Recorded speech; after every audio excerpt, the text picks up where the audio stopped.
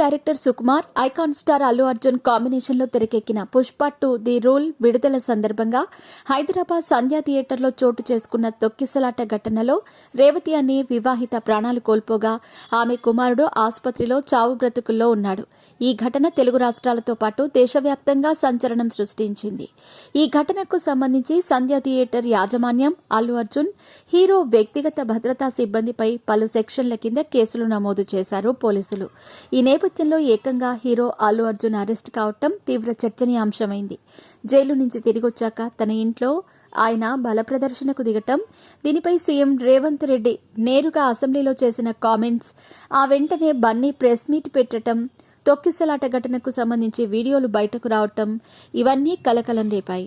సంధ్యా theatre దుర్ఘటన నేపథ్యంలో తాను ముఖ్యమంత్రిగా ఉన్నంత వరకు పెద్ద సినిమాలకు టికెట్ల ధరల పెంపు, స్పెషల్ షో, బెనిఫిట్ షోలకు అనుమతి ఇచ్చేది లేదని రేవంత్ రెడ్డి అసెంబ్లీలో తేల్చి చెప్పారు. దీంతో ఇండస్ట్రీ మొత్తం ఆయన్ను ప్రసన్నం చేసుకునే పనిలో బిజీగా ఉంది. మరోవైపు తొక్కిసలాట ఘటనలో ప్రాణాలు కోల్పోయిన బాధిత కుటుంబానికి 2 కోట్ల సాయం అందజేయనున్నట్లుగా నిర్మాత అల్లు అరవింద్ ప్రకటించారు.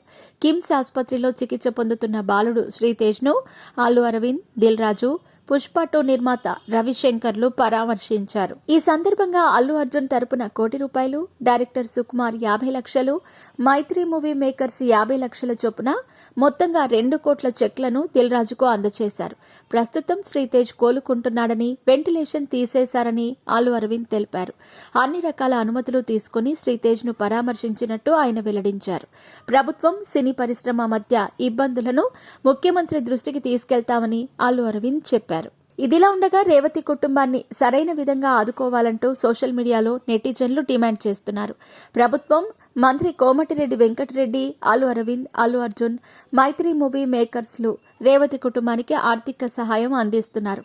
అయితే అది సరిపోదని రేవతి భర్తకు హీరోయిన్ రష్మికనిచ్చి పెళ్లి చేయాలని వింత ప్రతిపాదనలు చేస్తున్నారు. ప్రస్తుతం దీనికి సంబంధించిన పోస్ట్ సోషల్ మీడియాలో వైరల్ అవుతోంది.